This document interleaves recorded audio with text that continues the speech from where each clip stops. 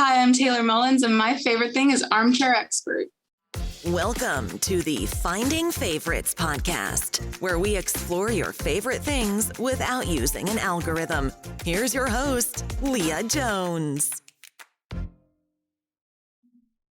Hello and welcome back to Finding Favorites. I'm your host, Leah Jones. It is Sunday. I always have to look up the date. November 28th. It is also the first night of Hanukkah. It's the last day of Thanksgiving, the long Thanksgiving weekend for those of us who had a 4-day weekend. It's also the end of my first cycle of chemotherapy. One of the things I learned this week is that for me, a cycle of chemotherapy is 3 weeks long. So when somebody had said to me, typically in the second cycle is when you start losing your hair, I thought, oh, second week. My hair is really holding on strong, giving me a strange sense of invincibility. Also, my hair looks particularly good for being 3 weeks into my chemotherapy treatment. But the nurses told me to expect to see the hair loss in the next couple weeks. As it comes during the second cycle is when your follicles start to let go. Overall, I've still been feeling pretty good in chemotherapy. My worst days right now are Monday, Tuesdays after the steroids wear off. But we've worked out my Benadryl levels. Last week I had terrible restless leg syndrome triggered by a Benadryl. This week I didn't have that. But like the weekend, what I lovingly now call steroid Saturday, is like a real high octane day. But I was able to get some sleep last night because my sleep has been a little wonky. I had a really nice Thanksgiving. I'm also a couple weeks out from my COVID booster, which feels good. I'm really grateful I was able to get that. My mom came up for Thanksgiving, my neighbor Ezra, my nephew Andy. We ordered in from 2 different restaurants, and our dining room table was like a Venn diagram of gluten-free, vegan, and neither gluten-free nor vegan. So like Jack Spratt and his wife, everybody was able to eat at least a third of the dishes served at Thanksgiving. And then tonight for the first night of Hanukkah, my friend Nadia and her son Zeke came by and we lit the first candle. And next weekend I'll have people over for my annual Hanukkah party, but it won't actually be in my apartment. It'll be in my yard. And some of my dear friends are helping me host that. All of these adjustments for a holiday season as I become more immunocompromised. I don't know. Chemotherapy is weird, man. Cancer is weird. That's my answer. This week's episode we recorded many weeks ago. I got quite a backlog because I was so afraid of how I would feel once chemo started. But it's perfect because this week I'm talking to Taylor Mullins. She's the host of the Extraordinary podcast, which is currently on hiatus, but will be back. And yesterday was her birthday. Happy birthday, Taylor. Taylor is on this week talking to me about the podcast Armchair Expert. So it's Dax Shepard's podcast, one that I have mentioned many times before that I, in the hopes of getting my friend Jocelyn to listen to the podcast, I started a little Facebook fan group that then grew to 7,000 wonderful people. Spawned, like, there's now like a Discord server that kind of spun off of it. Things are sort of moving off of Facebook a little bit. But Taylor and I got to know each other in that Facebook group. She famously met Dax Shepard on an episode of Ellen. He gave her a car. Then her podcast was always recorded in her car. A link to the video there. And the Armchair Expert community and also Dax Shepard have all been very generous and kind, with well wishes and generous gifts since I've been diagnosed with cancer. So even though I had taken a step back from that community, they have really like continued to hold me in their thoughts, and I really am grateful to that online community. I have found podcast communities to be some of the best online spaces, between Armchair Expert, How Did This Get Made, and Doughboys. Those are the 3 podcast corners of the internet where I hang out. And obviously also the Finding Favorites community.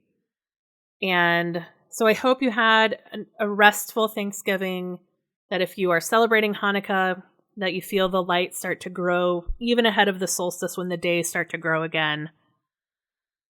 And keep wearing your mask, wash your hands, get that booster, and enjoy your favorite things.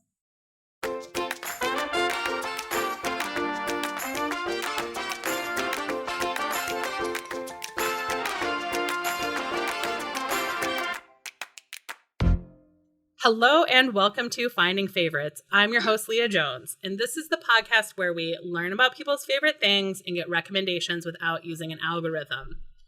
Today I am joined, we're going back to the guests I know because we like the same podcasts, but this time it's someone I know from the Armchair Expert fan world.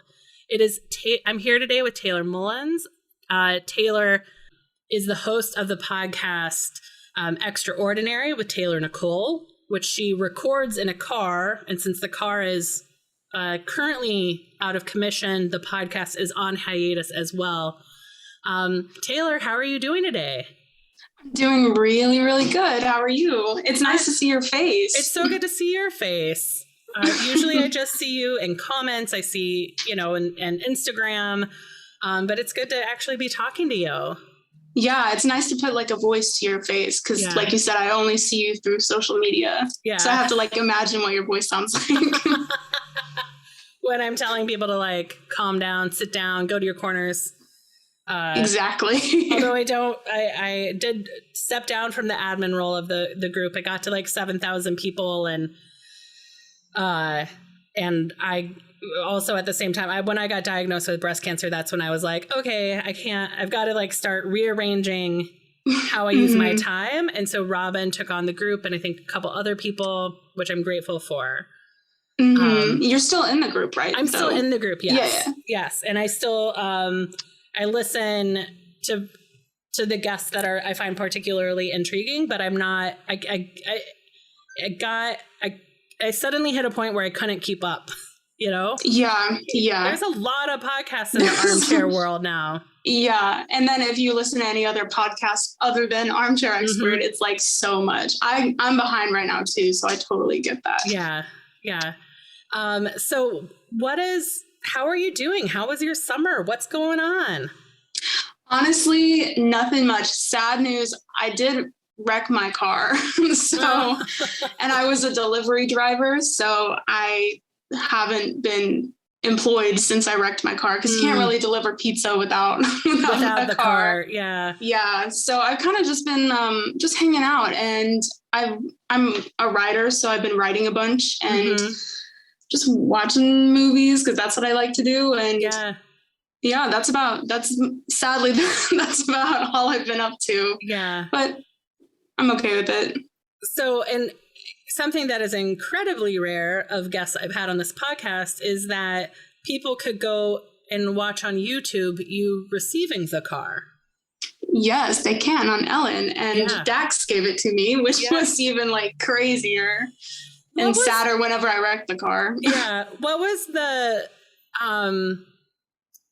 what lie did she tell you to get you to fly to California and be on the show? Because she didn't say, come meet Dax Shepard and I'm going to give you a car. I assume. Right. Because then well, because of NDA disclosures and all of that, those agreements, I can't say exactly what it was. Sure. But I was under the impression that I was there for something completely different. Okay. And had no idea that Dax was even going to like be in the same building. So of course, my imagination, my brain originally thought, I watch Ellen a lot. Like I know that they use like little things to say, oh, we're not doing that. Just come here. Right. So in my head, I was like, could this be like I'm meeting Dax? No. So I had convinced myself that was not even like a possibility. Right. And then of course I did. So yes. Yeah. It seemed crazy. Like a very warm conversation with him and a very cool hangout.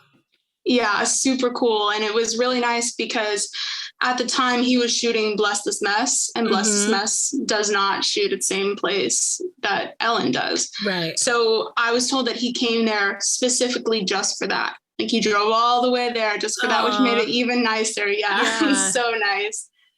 Oh, that is nice.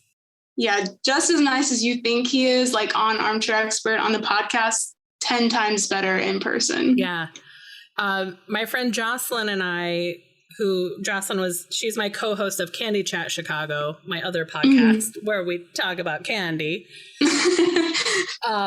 We went to stage door, like we did the stage door of the first Chicago Armchair Expert taping. Which was, I feel like, maybe only their third or fourth live show. It was really early.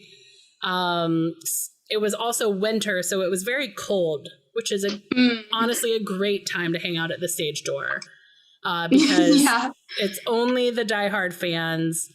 Jocelyn got to have Robin was with us at the stage door that day, who's an admin of the group, and Jocelyn got to have I feel like a solid 4 or 5 minute chit chat with him. And she had brought a present that she had been tricked by the people at Code Check. They promised they would take it to the green room and they did not.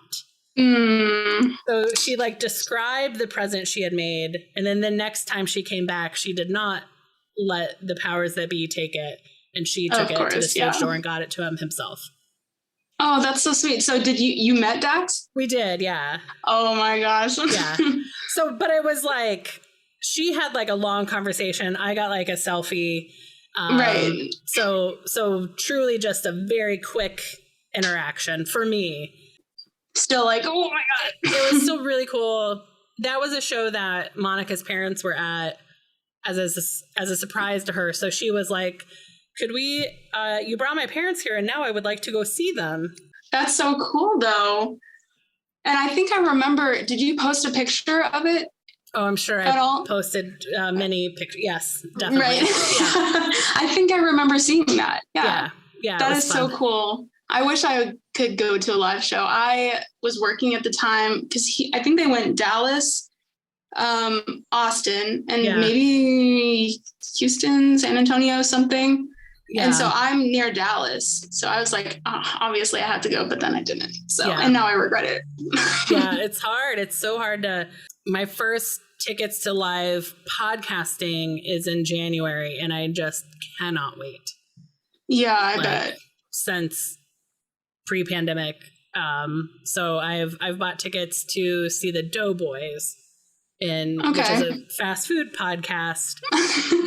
It is the opposite of Armchair Expert in many ways. But I'm really involved in that fan community as well. And so I'm going to go see them in Chicago, at a casino in Connecticut, and then in Boston. So we go to 3 shows.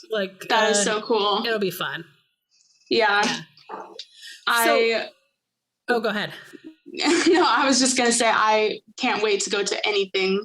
I can't tell you the last thing that I went to, probably something theater-ish, but I'd go to a concert. I'd go to see somebody talk somewhere. I'll go to anything at this point.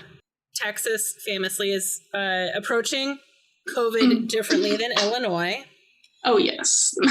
Are there venues that you would feel safe going to in your area, or are you waiting, or do you not feel, are things not happening, or do you not feel like the mitigation is safe enough yet? So yes and no. I think it also, I feel like this is kind of gross that I do this, but it also depends on the fans that I know would go to those things. Yeah. If that makes any sense. There are a few 100%, concerts. Yes. Yeah. There's a few concerts that I was I would go to this. and they have them in the outdoor spaces at this point in Texas. But even so, I just don't really trust the people around enough, because I have been to some of those concerts before. So I think I'm just kind of, also, I don't have money to go to anything at the moment, fair. But I know Ben Platt's coming in March, and I would go in a hazmat suit to go see Ben Platt. So, I mean, just waiting. And I feel like Ben Platt is someone who he's going to have vaccinated fans. Yeah, exactly. Is he touring with... So that's something. Yeah. Is he touring with original songs, or does he do like a jukebox? Like, does he do show tunes? Like, what does Ben Platt tour with? Well, he has one album, and he just had another one come out. Okay. And I didn't go to any of his last concerts, but I know he did a Netflix special for like a concert. So he did all of his original songs, and then he did some covers. Yeah. But so hopefully now it'll be like a mix, because I'd love to see him sing some show tunes too. Yeah. What sort of writing have you been working on? Are you doing scripts? Are you doing memoir stuff? Like, what is the writing you've been doing lately?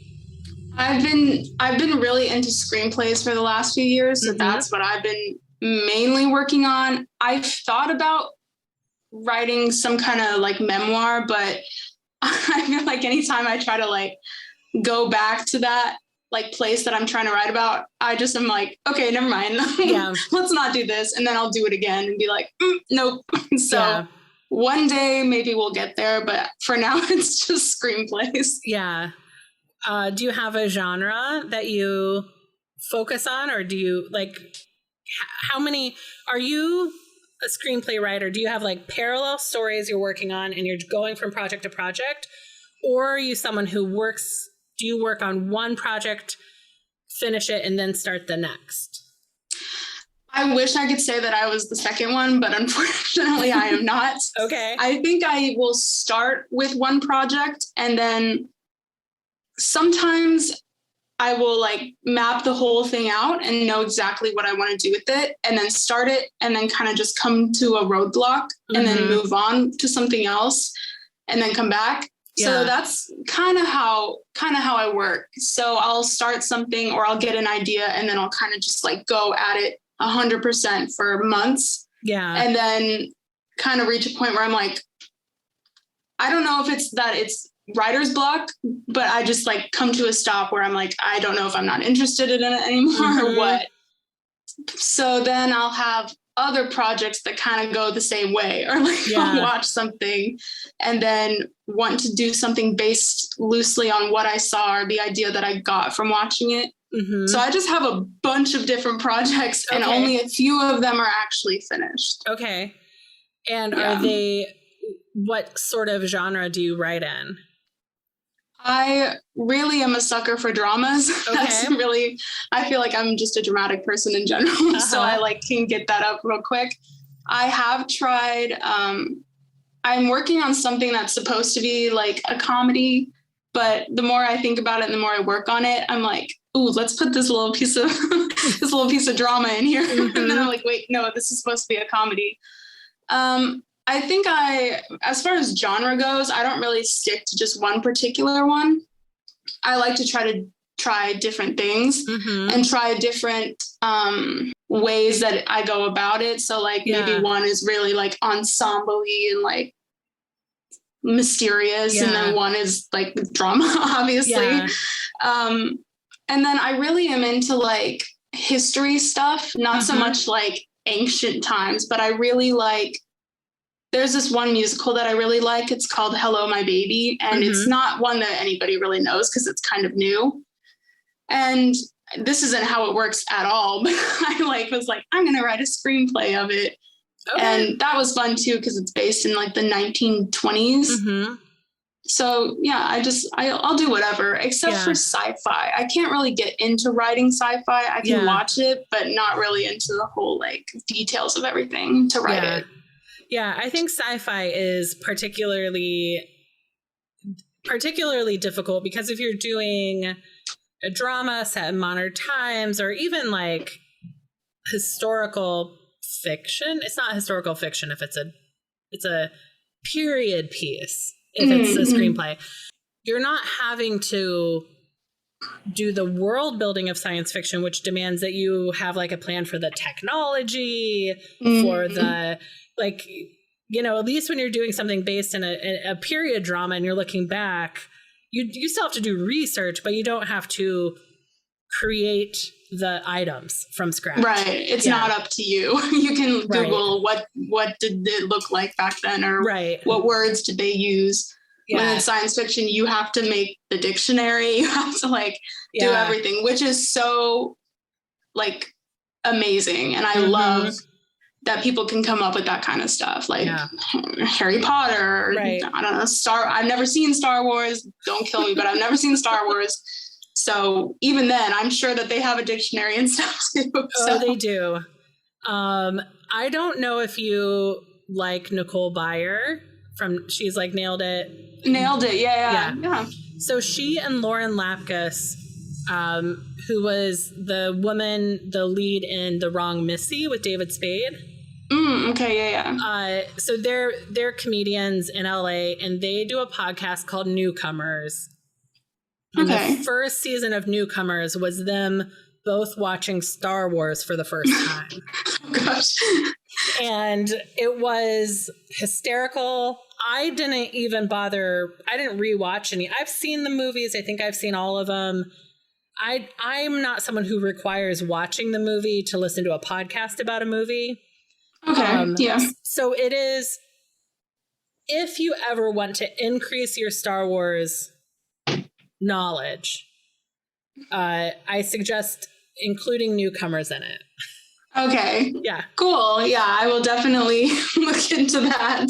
There's been a few times where I've been like, should I sit down and watch all of it? Because from what I've heard also, depending on who you ask, it's like, what order do I watch these movies in? Yeah. And some people will say, don't watch it like this. You need to watch it this way. And the fourth one is first and whatever. And so it's very confusing. Yeah, there's like the machete cut, which is, all that stuff.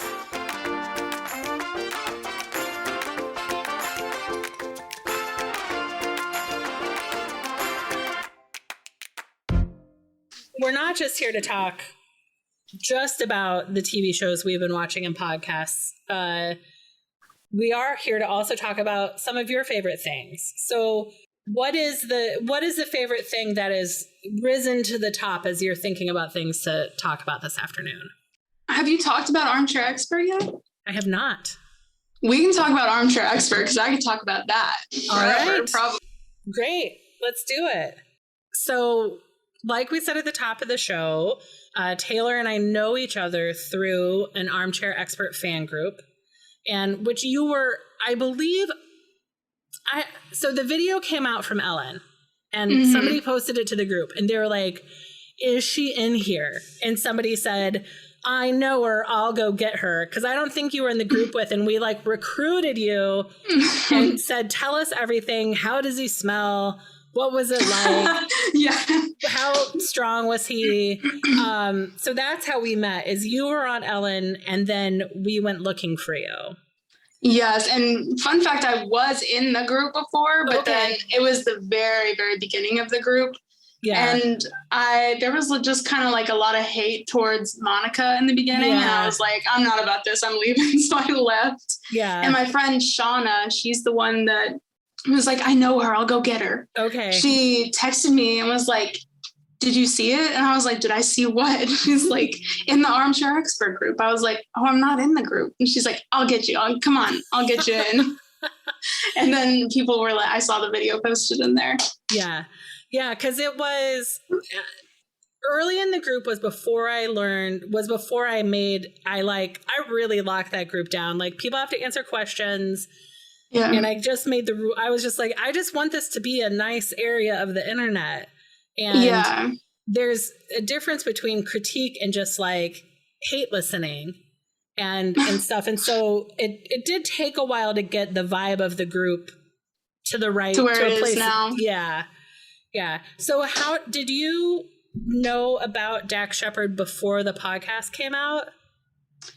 I did, yes, because I remember watching, I can't remember if it was Employee of the Month or Zathura that I had seen first, but either way, I remember watching those movies when I was younger.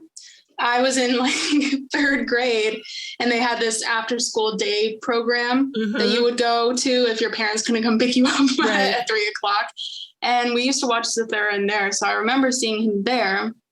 And an Employee of the Month, my parents were fans of David Cook from American Idol, and I was a fan of him. Okay. So they said, hey, we're watching this movie with Dane Cook in it. So I thought David Cook, and I was wrong, but then I knew him from there too. So, and I had watched Parenthood. Yeah. So you knew who he was as an actor. And then were you like a podcast person, or was this the podcast that got you into podcasts? This was the first podcast I had ever listened to. I think I wasn't at the very beginning. I did not listen from day one. Yeah.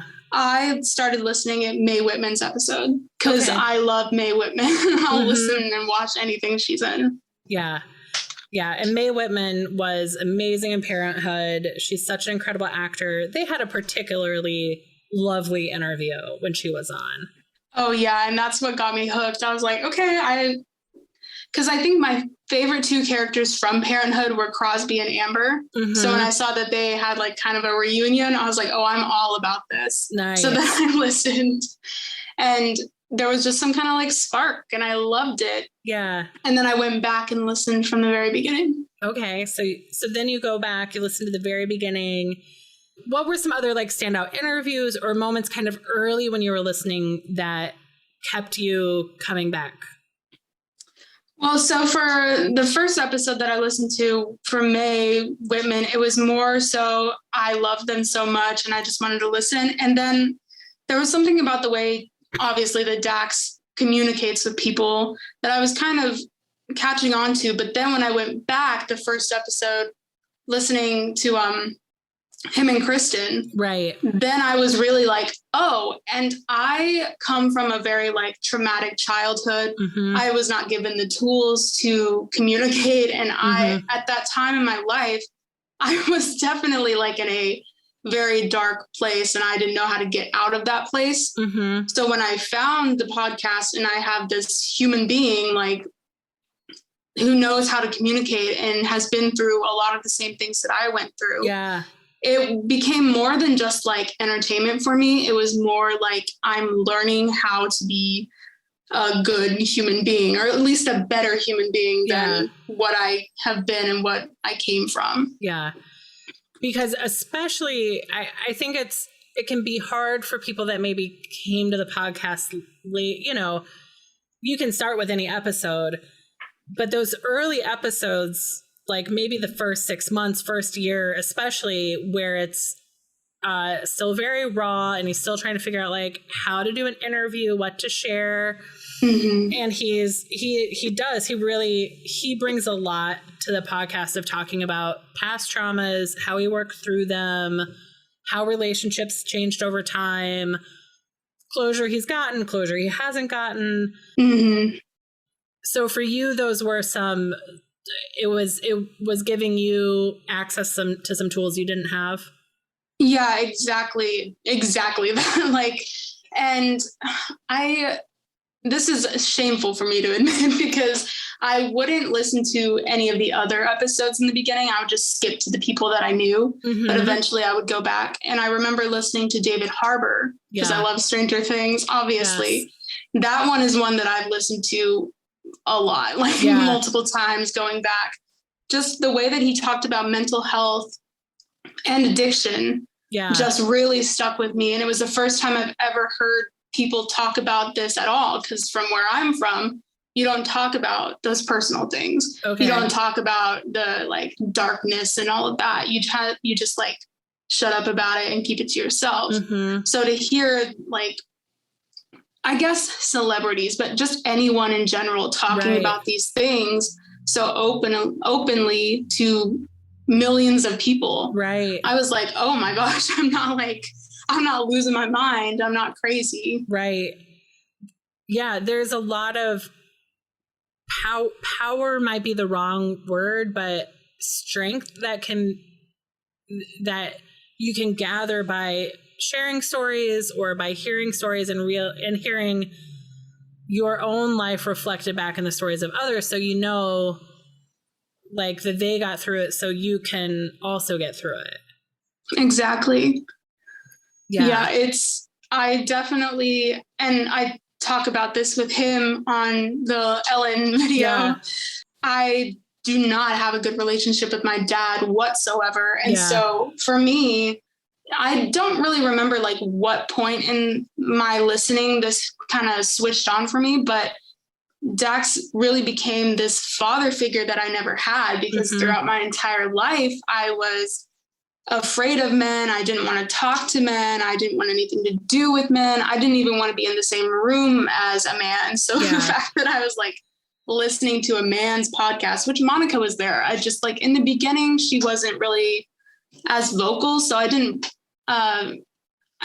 latch on to her as quickly as I did with Dax. Yeah. Dax, she was I was much like more almost like Rob as like a silent producer. Yeah. And she came in for the fact check, but her participation in interviews has certainly increased. Yes, which I love, and I love Monica. But I tell this all the time, like I'm like, I have so many strong women in my life. I just didn't have a strong male figure to look at all.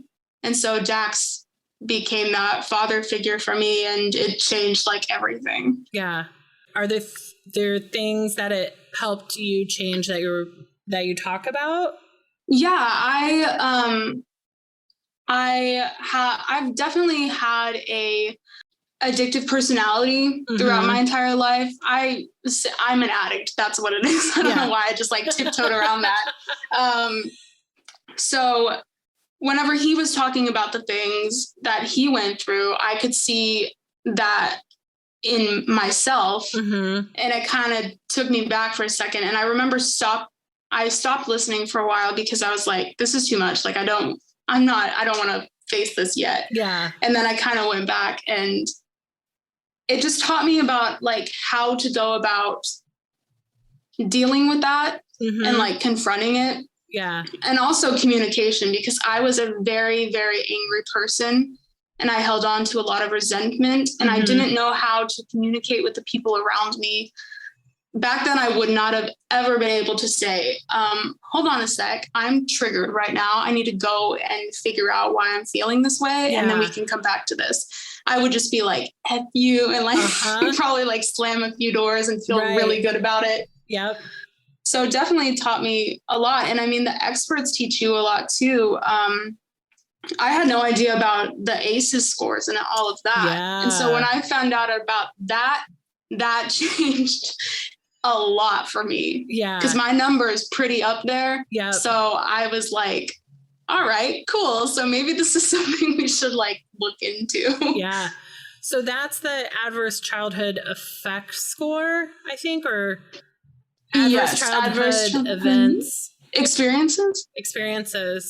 Something. It's an E word. Yeah. I'll link to this episode because it was eye-opening, I think, for everyone.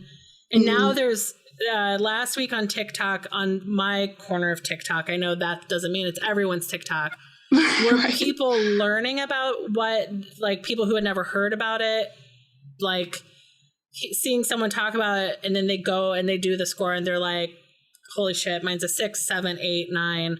So what it does is you do this quiz, and it's about like, in your childhood, did you ever experience hunger, abuse? It's all these different adverse effects, because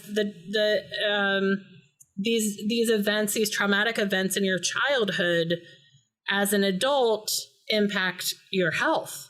They impact your mental health, they impact your physical health. And if you know your score and you can start doing some work to resolve that trauma, essentially. And also, like, what percentage are you like more likely to be like an addict, or more likely to experience this, and blah blah blah. Just like that was all I talked about for like 6 months. I'd be like, what's your ACE score? Like, do you want to find out what your ACE score is? Like, so you were interested in people's astrology. You're like, I don't care if you're an Aries or a Leo, but I do need to know your ACE score and exactly what went into that. Exactly. Yeah. Like, I don't care about you being a Sagittarius. Like, we might find more like in common if we know what each other's ACE score is. So that's all I talked about. Yeah. And I'm pretty sure a few episodes of my podcast, maybe, I know I have my first season, my second season, I know I brought it up to like everybody, like, oh, the ACE score. Right. So it definitely made a big impact on me. And I think that one in particular stood out a lot to me because I had gone and just kind of like, how do I explain this? I had been going with the mindset that there was like something wrong with me and it was my fault. And I did all of this stuff because I was just like broken. Right. But then when that came on, it's like, no, there's a lot more to that than what you think. And it wasn't necessarily me being like, oh, it's all my parents' fault. Like, but I just knew that I was the way I was because of however many factors. Yeah. And that I was like, oh, cool. So it's not all me. Right. Yeah. I think that's, it's such a big realization for people to come to. It's, I think, a scary one because even I also think people who had like, quote unquote, like good childhoods can look at that list and be like, oh, well, there were a couple things, that happened and like those can be resolved too. But I think it is really powerful. And I hope that it becomes more normalized in like primary care physicians and to like, that should be a vital sign, you know? Yeah, I recently went to my doctor and it wasn't the ACE test, but it was those kind of questions. Yeah. And I felt so like grateful that they were there. I was like, oh, thank you. Thank you for asking me these questions. Yeah. Are there other, I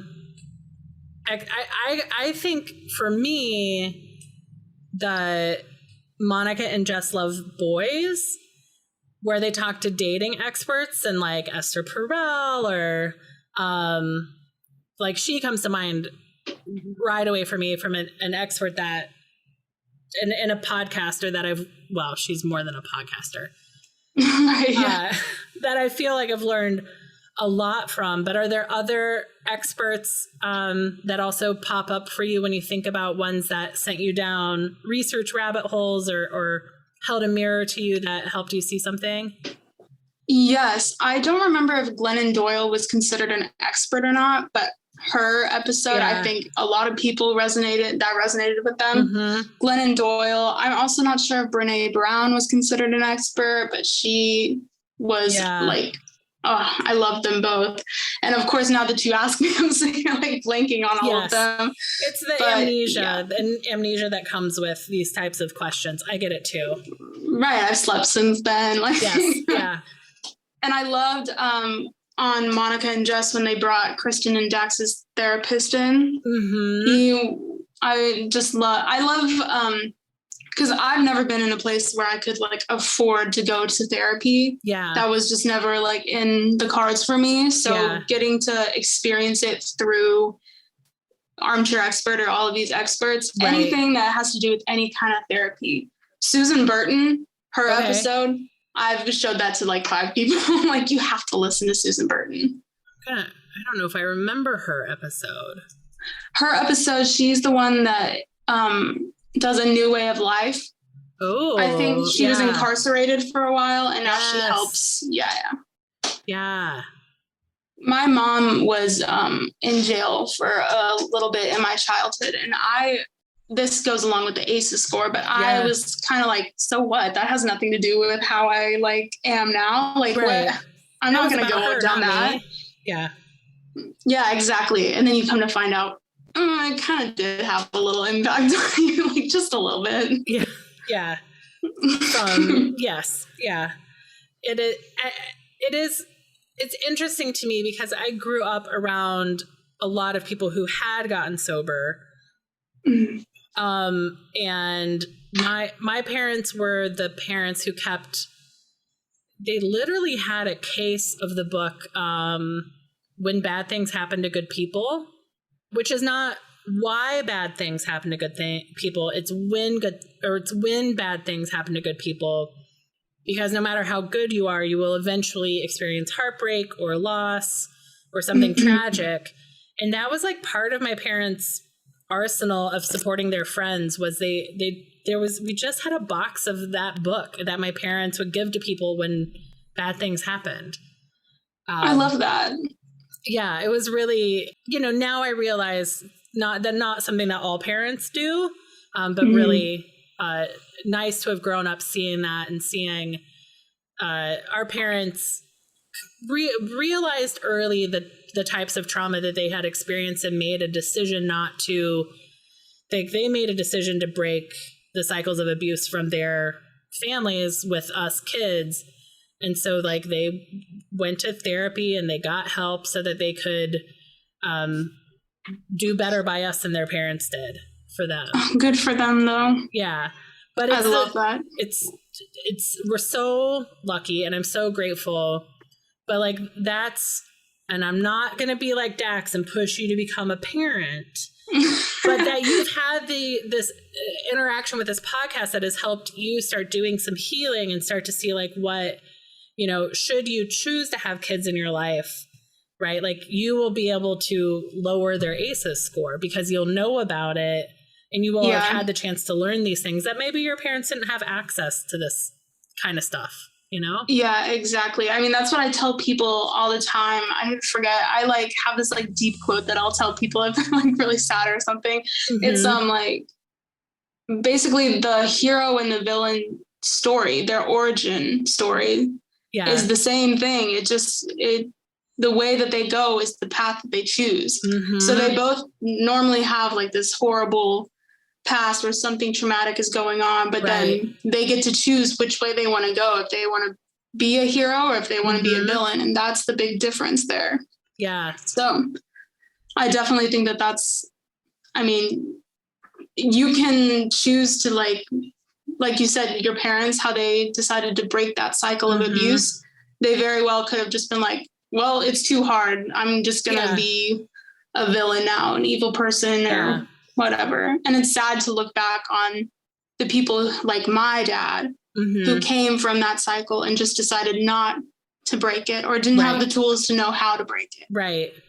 Because then you have compassion for these people. Yeah. Which is hard. Yeah, it is hard. It is hard.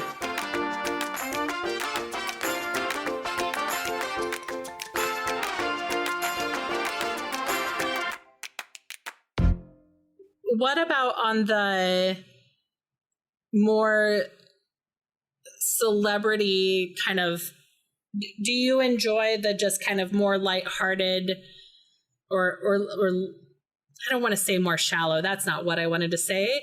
Right. But, he gets deeply personal with people, but they're not all the guests aren't as revealing maybe as a David Harbour or who was that Texas DJ?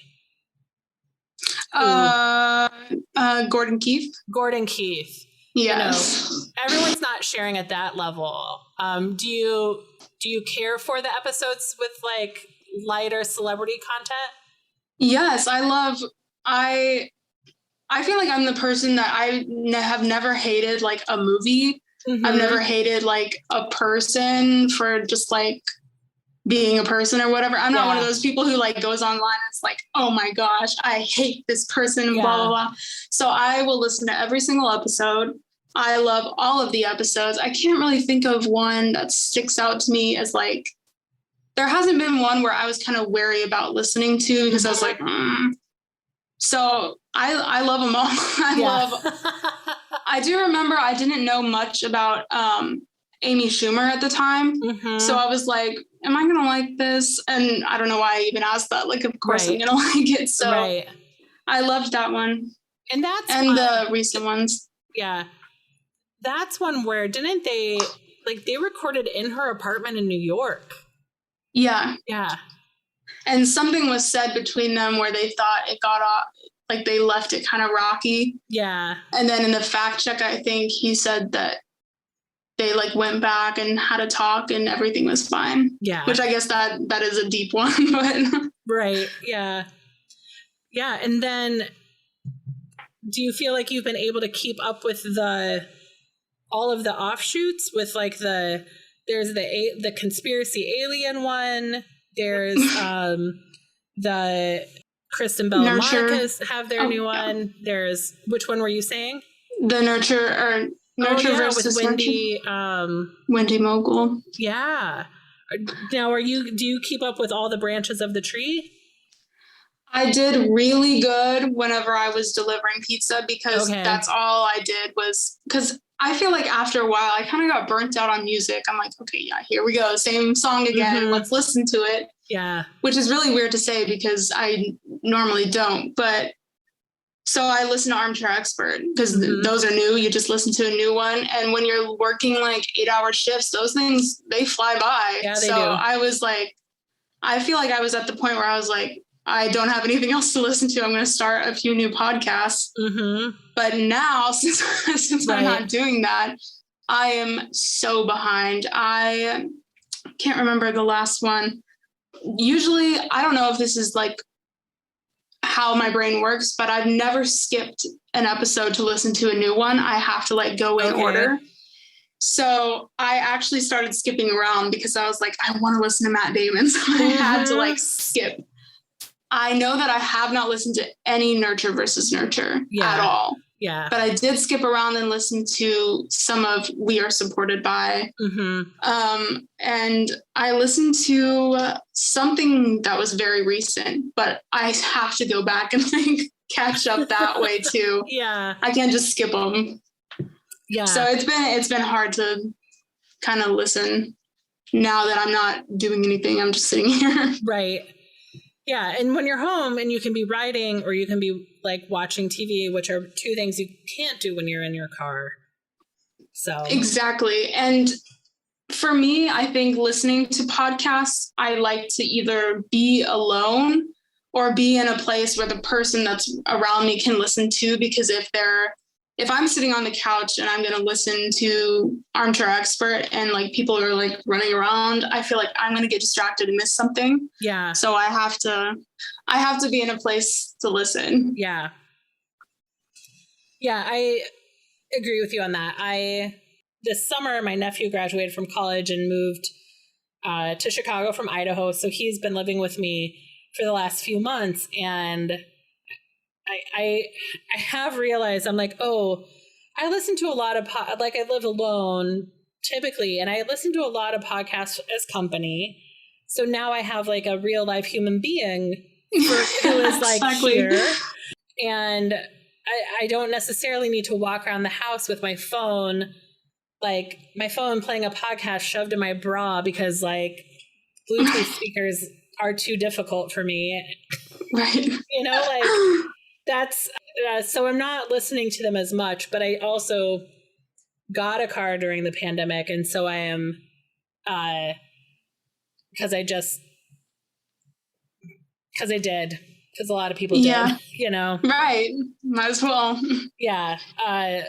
Because it just got too scary not to have any access to transportation at all. So yeah, that's terrifying. Yeah. You live in the city of Chicago, or do you live in like Chicago? No, I'm in the nice. city. Yeah. My friend Shauna, the one that is in the Armchair Expert group, she just moved there to go to Second City. Yes. Whichever of the comedy things is in there. So she went to go out to her car to start it and go somewhere. Yeah. And it didn't start because somebody had stolen something from her car. Did they steal her catalytic converter? I think that would be the word. That is the one thing I don't have in common with Dax. I don't know anything about cars. So Second City is the comedy place that survived the pandemic. Like IO closed.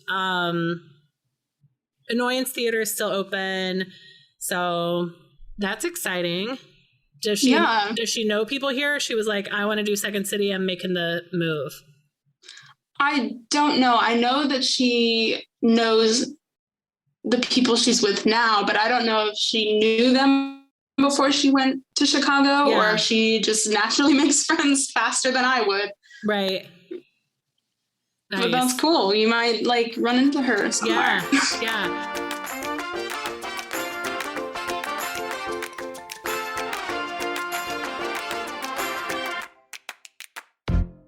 So, Taylor, I'm curious, when you tell people to listen, when you prescribe someone to listen to Armchair Expert, which happens often. Yeah. Do you suggest a particular episode based on what you know about them, or do you think there are some all-star episodes that if someone's never listened before that they should start with? Yes and no. If I know the person very well, I'll say you need to start with this one because it'll like rope you in immediately. Yeah. But I think for the most part, I either start with the very first one. I tell them they need to do what I do and go from the very beginning. Yes. And go in order because like I feel like if you start listening now, they start talking about like P Baby or whatever in the fact check. They're not going to have any idea what they're talking about. Yeah. So I always suggest going from the beginning. But I also try to go based on the person that I know because I know I have my sister and my two cousins and we've all kind of had the same traumatic childhood experiences. So I suggest Nadine Burke-Harris. I think that was her name. She's the one who did Aces, right? Yeah. I try to like change it up depending on the person. Like I've never suggested to anybody who likes football, but if I were, I'd suggest something to do with football or like sports or something. Yeah, they had that Patriots quarterback guy. Tom Brady. Tom Brady. There we go. And then the guy, he was the trainer, maybe like he has something to do with football. That is something I'm not educated in. So yeah, no, I don't know it well at all. Yeah, I think that Nadine Burke-Harris episode was so important, and she's such an incredible scholar on the subject as well. Yeah. Yeah. What is your dream live show lineup? Oh my gosh, probably. I don't know. That's a good question. I've never thought about that before. Would it be like a guest you loved coming back for a live show, or would it be someone they'd never interviewed before? This is such a good question. I love Ben Platt, so I would say Ben Platt, please. Or I would want David Harbour back. Oh man, I'm sitting here like, or this person, or this person. My dream guest was Melissa McCarthy. So when her episode came out, I kind of have been like waiting for another like dream guest spot. Oh my gosh, I know it actually. Dave Grohl. I would want Dave Grohl as a live guest. I would want him to play something. Yeah. That's my answer. Okay, Dave Grohl. Dave Grohl. That would be super fun. That would be a really fun episode. I have been waiting so long for Dave Grohl. I would do anything for Dave Grohl. And it would have to be a live show that I could be at, like in the front row. No, that's obviously the premise of the question. It's not like, what live show would give you the most FOMO when you couldn't go? That's a terrible question. I would be so mad if I had like tickets to a live show and then an episode came out from a previous live show and it was Dave Grohl. I'd be so mad. Yeah. They're like, no. Yeah. I had tickets to the second Chicago live show, which was, I think it was like hilarious. Everybody who went said it was hilarious. I think he might have been kind of a gruff guy. He's on the Goldbergs.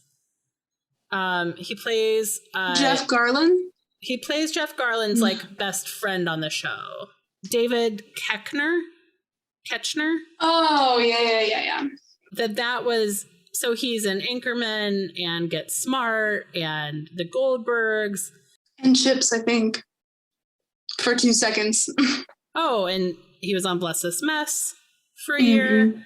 So he was the live show that I had tickets to and then had to like accidentally booked a flight out of town on that day. Whoops. Oh no. and that was one that was just supposed to be like super fun, a super, super fun show. So that was a bummer.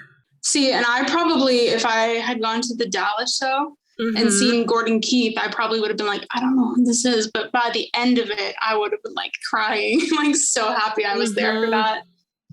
Yeah, that Gordon Keith episode where he talks about finding Dax's blue book and all of his different sobriety dates in it, I thought was like a really powerful story. Oh, I cry thinking about it. And then, of course, when he came out with like his relapse this last year, that was the first thing that I thought about.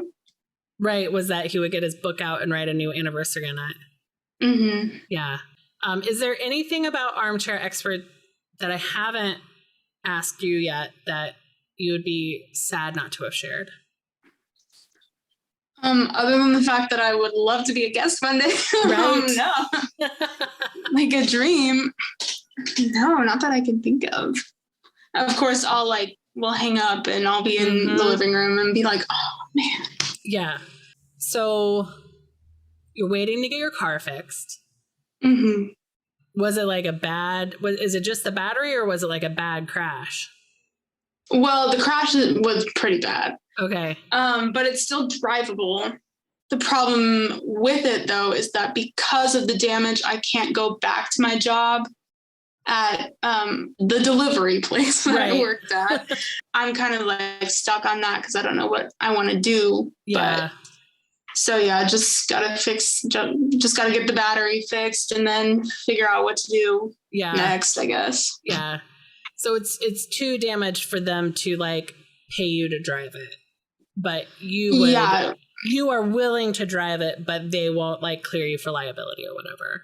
Yeah, basically at that place they have like a standard of what the car has to not necessarily look like, but because the blinker doesn't work anymore, I can't drive it because all the lights have to work, the blinkers have to work. Okay. All that. Okay. So if you looked at it, you'd be like, what's wrong with it? But because of the blinker. Okay. Well, I hope that you get it fixed or you find a solution to that. Yeah. The last thing I want to do is sell it, but I mean. Right.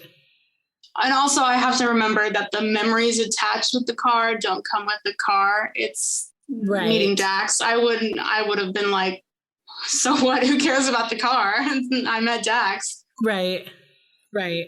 But it represents a lot. It holds a lot of memories. I'm not going to give you shit for like being slow to sell it or make a decision on what to do with it. It's a